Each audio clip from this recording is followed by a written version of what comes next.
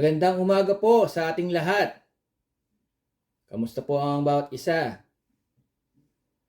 Isang Sunday po na ating pagpapala sa mga mensahe na ipagkakalob po sa atin. At bago po yan, babasahin ko po ang ating call to worship sa Psalms 23 verse 1 to 6. Psalms 23 verse 1 to 6. Ito po ang sinasabi. The Lord is my shepherd, I shall not be in want. He makes me lie down in green pastures. He leads me beside quiet waters. He restores my soul. He guides me in the paths of righteousness for his name's sake. Even though I walk through the valley of the shadow of death, I will fear no evil. For you are with me, your rod and your staff, they comfort me. You prepare a table before me in the presence of my enemies. You anoint my head with oil, my cup overflows. Surely goodness and love will follow me all the days of my life, and I will dwell in the house of the Lord forever. Pagpalain po tayo sa salita ng Panginoon. Tayo po ay manalangin. Panginoon, salamat po sa araw na bigyan niyo sa amin. Salamat po sa mga mensahe na aming pag-aaralan sa umagang ito. Pagpalain po ang bawat isa. Gabayin po kami, protektahan. At salamat po sa mga bagong pagpapalang tatanggap po namin sa linggong ito at sa mga dating pang araw. Gabayin kami, protektahan din kami. Napanalangin din namin ang aming bansa sa aming sitwasyon ngayon, O Lord.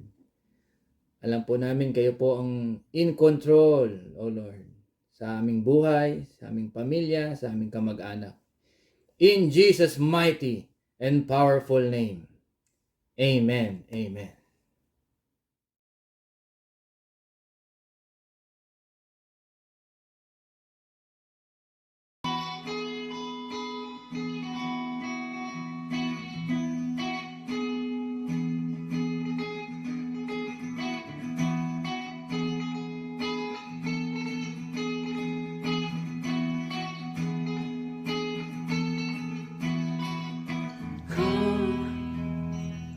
Now is the time to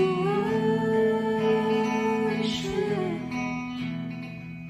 Come, now is the time to give your heart. Come, just as you are to worship. Just as you are before your God. Come. One day every tongue will confess you are God. One day every knee will bow. Still the greatest treasure remains for those who gladly choose you now.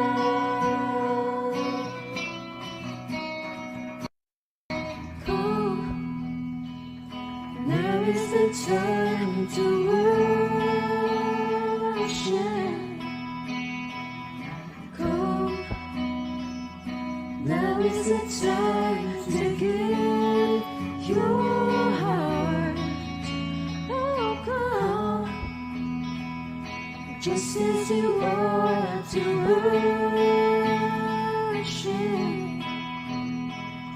Come, just as you are before your God. Come. One day every tongue will confess you are God. One day every knee will bow.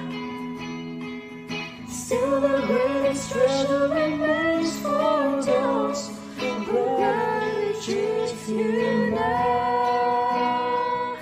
One day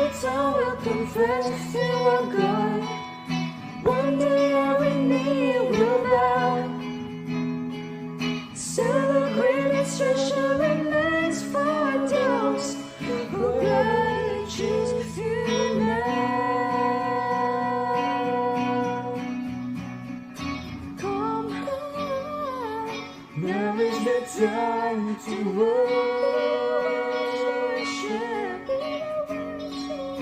Come, now is the time to give your heart.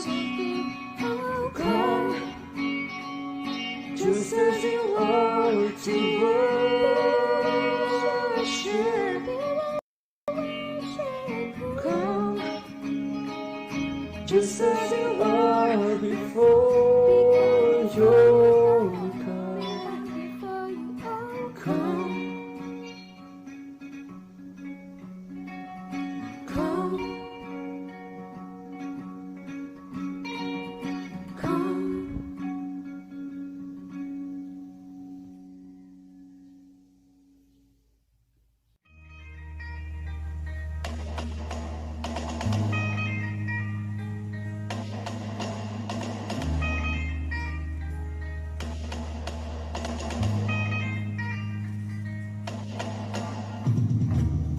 Every tribe will see your glory.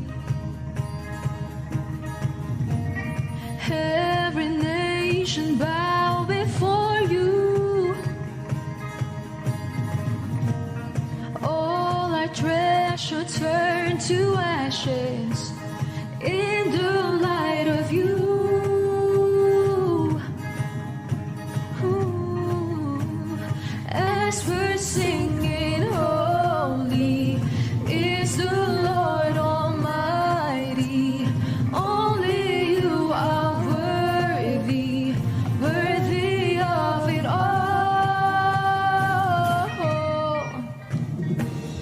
Every tribe will see your glory.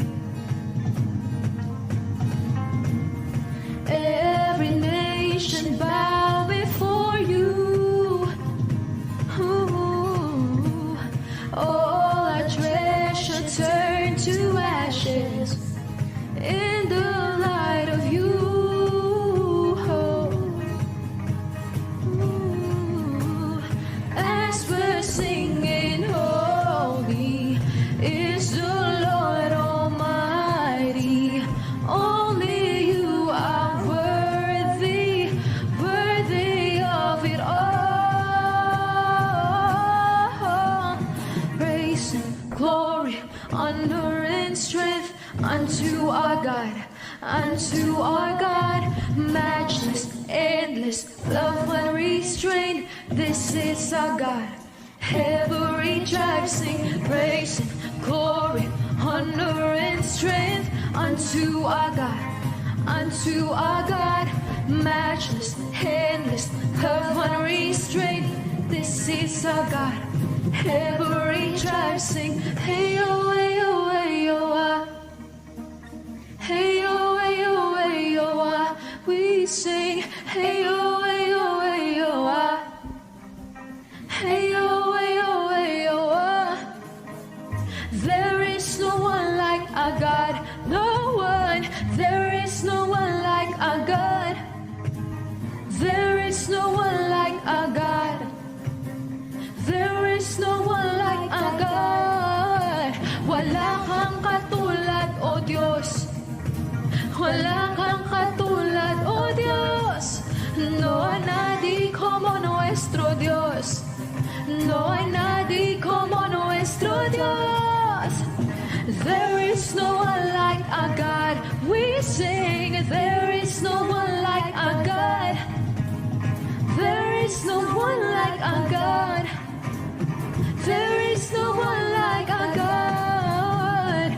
Praise and glory, honor and strength unto our God, unto our God. Matchless, endless, love unrestrained. This is our God.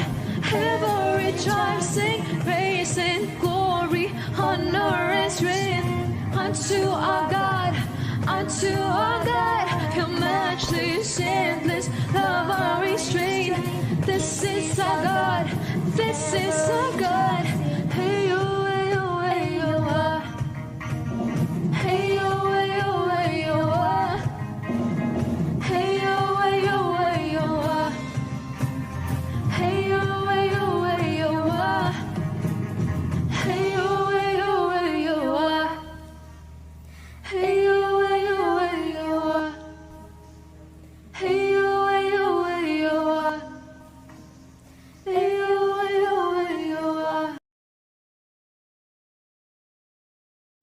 Magandang umaga po sa inyong lahat, mga kapatid. Samahan niyo po ako sa ating manalangin bago tayo tumulog sa pag-aaral ng salita ng Diyos. Tayo po muna ay manalangin sa ating dakilang Diyos. Dakilang Diyos, papasalamat po kami, Ama, sa umaga ito. Salamat po sa iyo po kumahal sa amin. Sa buong isang linggo, tunay nga po, Panginoong Diyos, na napakabuti mo sa amin. Sa kabila ng pandemya, ay patuloy kami nagpapasalamat dahil bigyan kami pagkakataon muli upang kami makapagkinig ng inyong salita sa umagang ito sa magitan ng inyong lingkod. Panginoong Diyos, hiling po namin, Ama, na inuin po ng iyong Santong Espiritu ang inyong mensahero na magdadala ng inyong salita. Itago mo siya sa iyong likuran at mapakinggan namin ang tinig ng aming Panginoon Kristo. Yamang siya ang dakilang pastol namin at walang ibang pastol na napakabuti kundi ang aming Panginoon Kristo. Tulungan mo kami, O Santong Espiritu, buksan mo ang aming puso, ang aming kaisipan upang manamnam namin ang mensahe na nais mong dalhin, O Diyos, sa umaga ito. Sa magitan po ni Bishop, Panginoon, na ang siyang magdadala ng mensahe, tulungan mo kami at patuloy na maranasan ng iba pang mga kaibigan namin na hindi pa nakaranas sa pagiging mabuting pastol ng aming Panginoon Jesus. Dalangin din po namin, Ama, na kami na nakaranas na ng kabutihan ng aming dakilang pastol ay tulungan mo rin kami na may bahagi din namin sa iba kung gaano kabuti ang aming dakilang pastol at pagligtas ang aming buhay. Panginoong Diyos, minsan pa sa iyo po namin pinagkatiwala ang aming gobyerno. Bigyan mo ang karunungan ng Pangulong Duterte para pangasiwaan ang aming bayang Pilipinas, 10 ng kanyang mga kabinete at ang mga namumuno sa aming bayang Pilipinas, O Diyos, sa pagharap ng problema. Panginoong Diyos, humingi kami sa iyo ng karunungan, karatagan at katalinuhan para i-execute ang narapat na gagawin upang ang mga mamayang Pilipino ay patuloy na maging masunurin sa inyo, Panginoon, sa pamagitan ng aming Pangulong Duterte.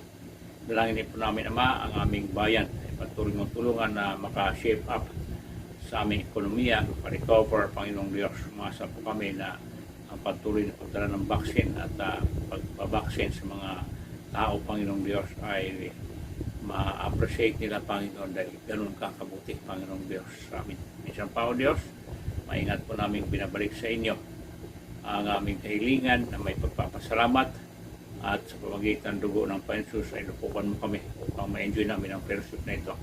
Ang natuloy dalangin namin sa pangalan po ng Panginoon. Amen.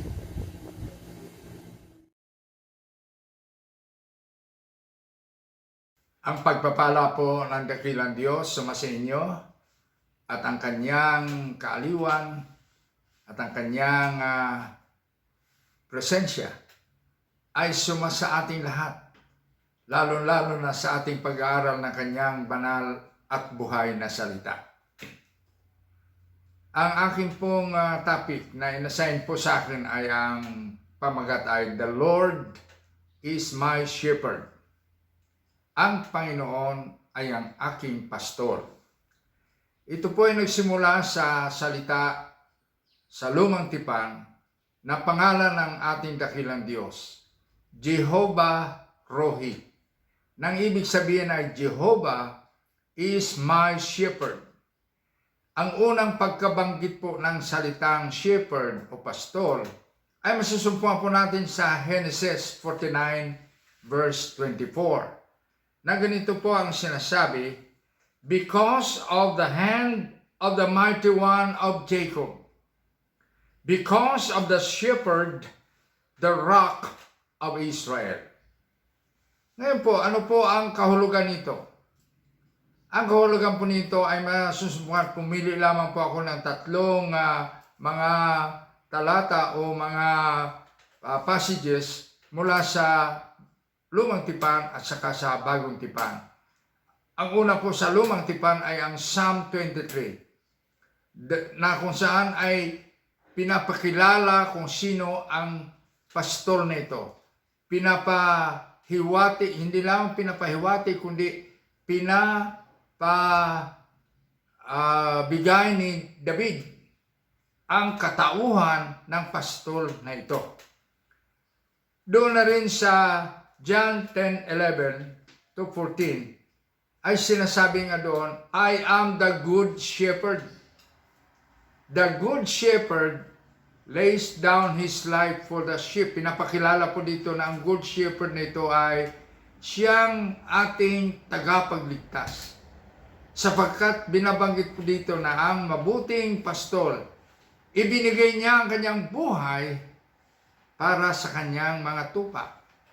At ganoon din po sa 1 Peter 5:4 na sinasabi doon, and when the chief shepherd appear, darating ang araw na ang pagbabalik ng Panginoong Hesus ay matutupad. At siya ay tinatawag na siyang chief shepherd will come back, will return to gather his sheep. Ngayon po, ang Psalm 23 po ay siya pong masasabi natin na pinaka-dakilang passage of the Bible. Very famous, very favorite, na ginagamit sa anumang okasyon. Kahit na hindi mga mananampalataya, ay gustong-gusto nila banggitin ang Psalm 23. Bakit po? Kasi po, nakatala po dito sa Psalm 23 ang buhay. Ang pangailangan ng buhay. Ang paglakad sa buhay na ito.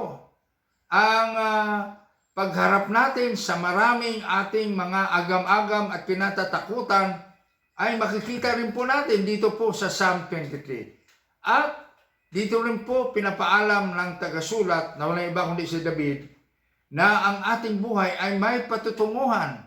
Lalo na sa verse 6 ng Psalm 23, sinasabi niya, surely goodness and mercy shall follow me all the days of my life, and I shall dwell in the house of the Lord forever. May patutunguhan po tayo. Ang lahat po ng tunay na mananampalataya ng Panginoong Jesucristo ay may patutunguhan po. Yan din po ang sinabi ng Panginoong Jesus doon po sa John chapter 14. Sabi niya, let not your heart be troubled. Ye believe in God, believe also in me. In my Father's house there are many mansions. If it were not so, I would not have told you. I go and prepare a place for you. Napakadakila po nga ang dakilang pastol na ito. Ang kanyang katauhan ay siyang dakilang sandigan ng pananampalataya ni David. Si David po na siyang hari ng sinulat niya po ito ay long time ago, he was once a shepherd. Pastor po siya ng mga pastor.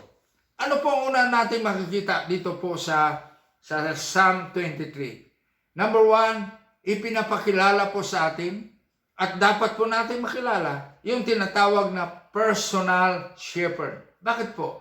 Ang sabi niya, the Lord is my shepherd. The Lord is not someone who is just a great somebody, but ang sabi niya, the Lord is my shepherd. Meron siyang personal na pagkakilala sa pastol na ito.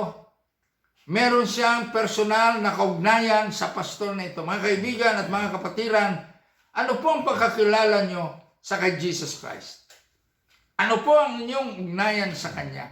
Ano po ang inyong katiyakan na ang Panginoong Hesus ay inyo pong dakilang pastol? Kilala nyo ba siya na inyong dakilang tagapagligtas? Kilala nyo ba siya na inyong dakilang Panginoon? Kilala nyo ba siya na siya magdadala ng katiyakan ng buhay mo ngayon at buhay patungo sa kalangitan? Number 2 po, hindi lamang personalized or personal shepherd, but na nandito po sa Psalm 46 o Psalm 23, Psalm 23, ang dakilang patunay ng kanyang provisyon.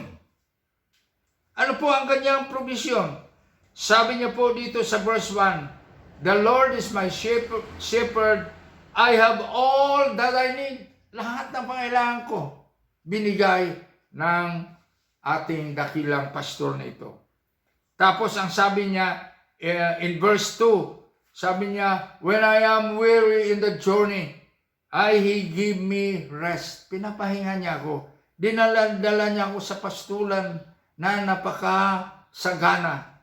Ano po? Sabi niya in verse 3, sabi niya, I have guidance. He guided me to the journey of life.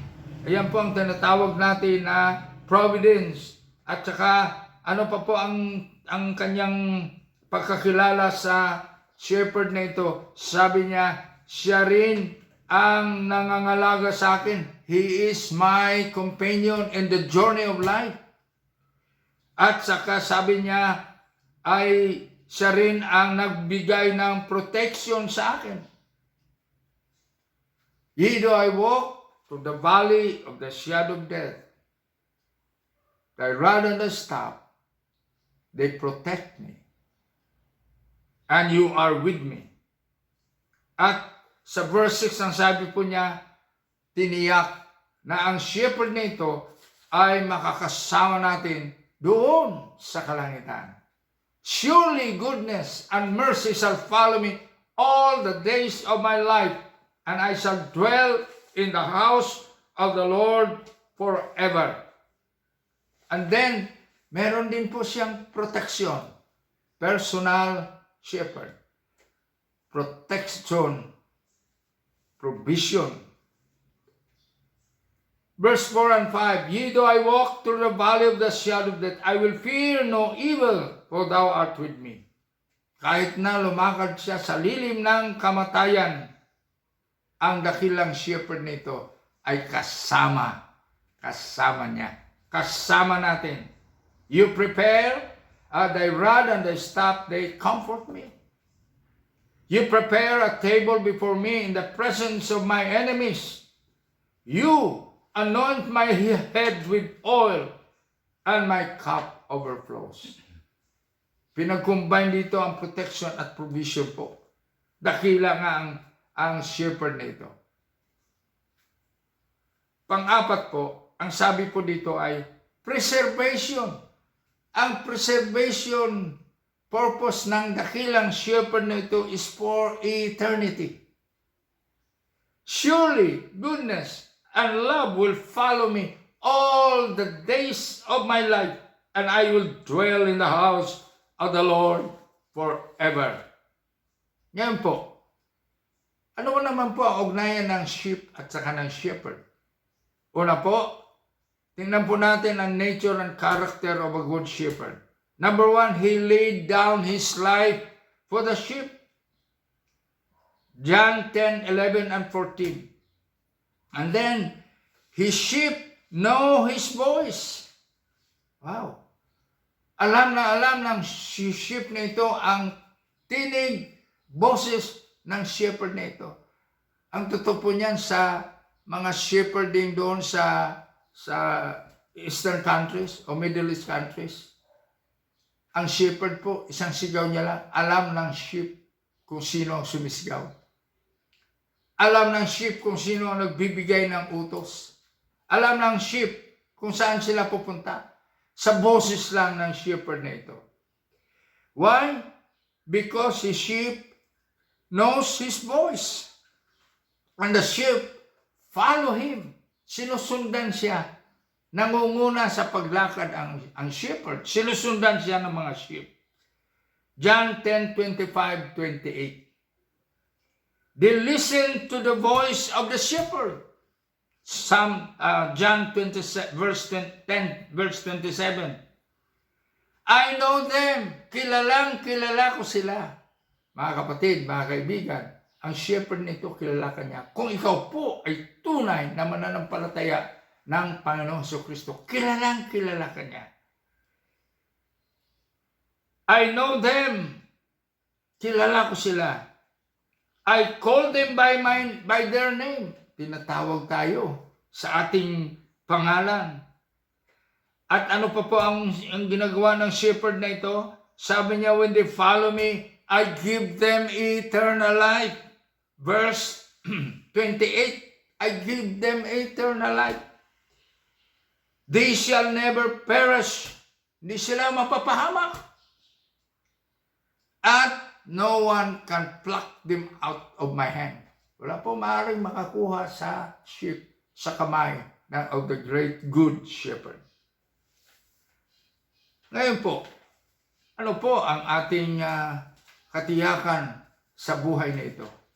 Number 1, tiyakin po natin ang ating ugnayan sa the great shepherd na ito na walang iba kundi ang Panginoong Hesukristo. The Lord is my shepherd. Jesus Christ is my good shepherd. Jesus Christ loves me. Jesus Christ giveth His life for me.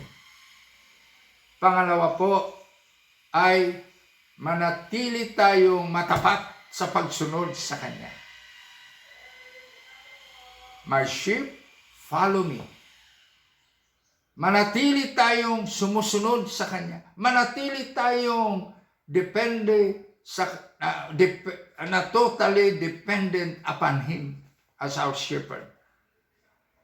Pangatlo po, tiyakin po natin ang ating patutunguhan pagkatapos ng buhay sa buhay na ito. Ang sabi ni David, surely goodness and mercy shall follow me all the days of my life. And I will dwell in the house of the Lord forever. Tiyakin po natin na pagkatapos ng buhay natin sa mundong ito, may papupuntahan po tayong tinatawag niya, I will dwell in the house of the Lord forever and ever. Last po, ating pong isakabuhayan ang mga katuruan ng Good Shepherd na ito. Ano po ang mga bagay na yun? Na napakarami po. Ang isa sa bagay na yun ay makilala natin kung ano ang plano ng Diyos sa ating buhay. He guided me. He leaded me into green pastures. Yan po ang ating shepherd. At ating pong ibahagi sa iba ang ating ugnayan sa dakilang shepherd na ito. Sa dakilang pastor na ito ng ating buhay. Ibahagi po natin sa iba. Let others know about this great shepherd who said, I am the good shepherd. I lay down my life for the sheep. Ako ang nagbigay ng aking buhay para sa katubusan ng sangkatauhan. Kilala niyo na ba? At dapat niyo makilala ang the great shepherd na ito. Si Jesus Christ na nagsabi, I am the good shepherd. Jehovah Rohi. Jehovah is my shepherd.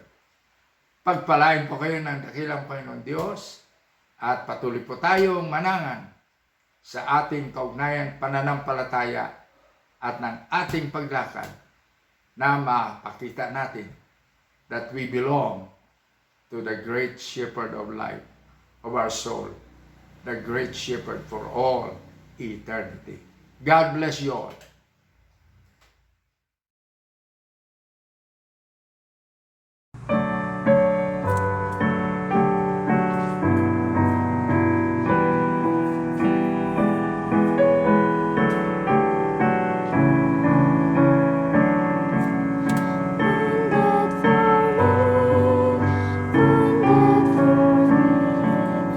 There on the cross, it was wounded for me.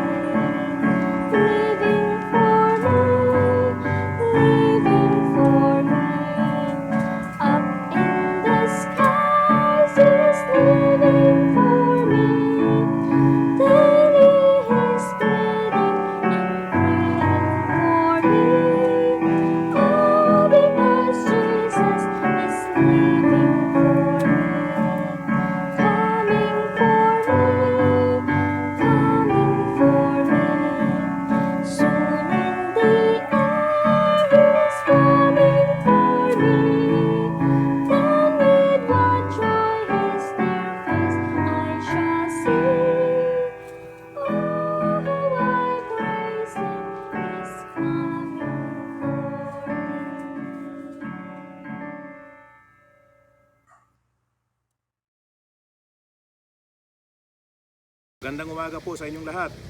Tayo ngayon ay magsisimula muli sa ating pangalawang gawain. Ito ang ating pagpuputol-putol ng tinapay bilang paggunita natin sa ginawa ng Panginoong Jesucristo doon sa krus ng Kalbaryo nung kanyang ibigay ang kanyang sarili upang pantubos ating mga kasalanan. Siya'y nabayubay doon at tigis ng kanyang dugo para pantubos sa ating mga kasalanan. Makibukas po kayo sa akin sa unang Korinto 11. Magsimula po tayo sa talatang 23. Ganito po ang sinasabi sa aking salin. For I pass on to you what I received from the Lord Himself. On the night when He was betrayed, the Lord Jesus took some bread and gave thanks to God for it. Then He broke it in pieces and said, "This is my body which is given for you. Do this to remember me." In the same way, He took the cup of wine after supper, saying, "This cup is the new covenant between God and His people, an agreement confirmed with my blood. Do this to remember me as often as you drink from it. For every time you eat this bread and drink the cup, you proclaim the Lord's death until He comes. So anyone who eats this bread and drinks the cup of the Lord unworthily is guilty of sinning against the body and the blood of the Lord. That is why you should examine yourself before eating and drinking the cup. For if you eat the bread and drink the cup of the Lord in an unworthy manner, you are sinning against the Lord's body. That is why many among you are weak and sick, and some have even died. But if we examine ourselves, we would not be judged by God in this way. Salamat po sa kapagkabasa ng mga salita ng Panginoon. Merong ilang mga katotohanang makikita po natin nakapaloob dito sa mga binasa nating bahagi ng banal na kasulatan. Sabi niya, remember. What are we to remember when we come together and break bread and drink the cup of the Lord? Ang ibig lang pong sabihin nito, alalahanin natin yung kanyang ginawa ng Panginoong Hesus nung ihandog niyang kusang kanyang buhay upang siya'y mabugbog doon sa krus ng Kalbaryo at magtigis ng dugo bilang pambayad sa ating mga kasalanan. Alalahanin po natin yan yung kanyang ginawang yon. Walang katumbas na gawain bilang pagsunod niya sa Ama at pantubos sa ating mga kasalanan na hindi kayang tubusin ng anumang bagay ng sanglibutan. Ginto at pilak hindi pwede, religion hindi pwede, good works hindi pwede, only His body and the blood that was shed on Mount Calvary ang tanging panlinis ng kasalanan. Ano pa ang ating alalahanin dyan? Ito po ay nagbunga sa atin ng isang bagay na nagkaroon tayo ng kaugnayan nung ating sampalatayanan ng bagay na yan. Hindi lamang ito to remember, nagdala po ito ng relationship sa atin at sa Diyos na nung balik ang ating kaugnayan sa Diyos na putol ng magkasala ang ating mga ninuno na minana nating kasalanan na pamagitan ng ginawa ng Panginoong Jesucristo doon sa krus ng Kalbaryo na nung balik ang kaugnayan natin sa Diyos. Kaya ngayon ay kakatawag tayo ng Ama sa ating Diyos sa pamagitan dahil lamang sa pamagitan ng ginawa ng ating Panginoong Hesus doon sa krus ng Kalbaryo. Pangatlo, ang binabanggit po niya rito, gagawin natin ito hanggang sa siya'y muling dumating. So, inihintay po natin yung grand reunion ng pagbabalik ng ating Panginoong Hesus. Palagay natin sa mga signs of times na nakikita natin sa ating panahon, malapit na po yan. Magkakaroon tayo ng reunion sa Panginoon, babalikan niya tayo gaya ng pangako niya. Kung siya'y makapaganda ng isang dakong tahanan sa langit para sa mga mananampalataya sa Kanya, muli siyang babalik at isasama tayo niya sa Kanyang piling sa langit. Purihin ng Panginoon. Kaya yan po ang ating pagbubulay-bulay. Pero may sinasabi po ang banal na kasulatan. Sabi niya, magsiyasat kayo bago kayo mag-participate dito sa pagpuputol-putol ng tinapay at pag-inom ng saro ng alak. Tayo pong lahat ay magkaroon ng ilang sandali ng pagsisiyasat sa ating mga sarili. Sa atin mo kami, Amang Banal, na mapagpala sa lahat at kami nagsisiyasat din naman sa iyong harapan. Anumang bagay na aming nagawa, failure, excesses, O Lord, patawad mo po sa amin yan. Lalo na sa larangan ng pag-ibig sa mga kapatiran. Patawarin mo kami, linisin mo kami, pamagitan ng dugo ng aming Panginoong Hesus na natigis dun sa krus ng Kalbaryo na sinisimbolo nitong saro ng alak na ito. Salamat sa gawain ito, Panginoon. Naming ginugunita ang iyong dakilang pag-ibig sa amin. Ang tinapay na siyang simbolo ng iyong katawang nabugbog dahil sa aming kasalanan, at ang saro ng alak na tumigis doon sa krus ng Kalbaryo dahil din sa aming kasalanan, tanging panlinis ng aming kasalanan. Pagpalain mo ang gawain ito. Pinupuri ka po namin ito. Ang Panginoong Isus ng gabing ipagkanulo ay dumampot ng tinapay. Pagkatapos niya mga pagpasalamat, kanyang pinagpirapiraso ito na sinasabi, ito ang aking katawan ng nabugbog ng dahil sa inyo. Gawin niyo ito sa tuwing kayo magsisikain bilang paggunita sa akin. Gawin po natin sabay-sabay, tanggapin natin ang tinapay.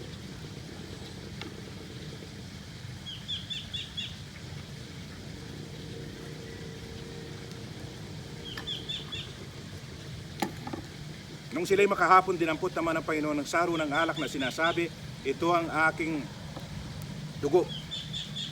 Aking sinisimbolo ng saro ng alak na ito, tumigis para sa inyong mga kasalanan. Gawin niyo ito sa tuwing kayong magsisiinom bilang paggunita sa akin. Tanggapin po natin sabay-sabay ang saro.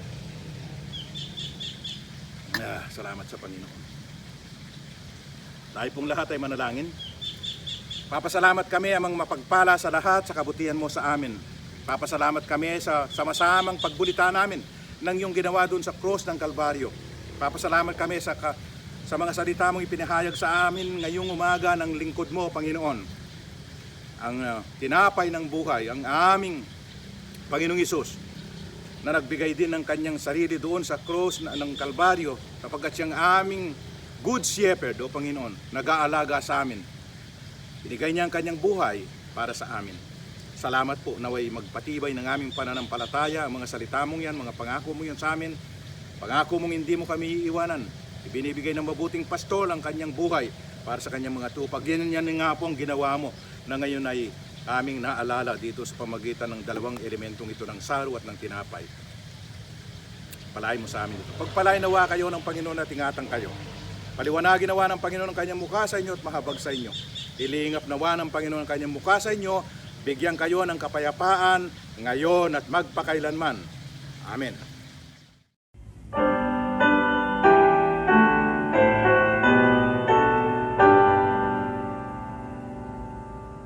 Praise God from above, blessings above.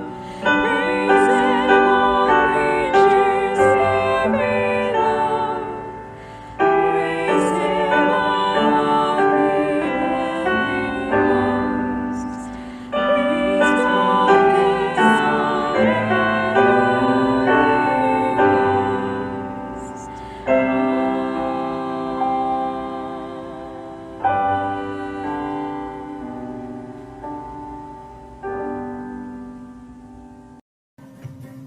There is no one like our God. Wala kang katulad, O Diyos. Wala kang katulad, O Diyos. No hay nadie como nuestro Dios. No hay nadie como nuestro Dios. There is no one like our God. We sing, there is no one like our God. There is no one like our God.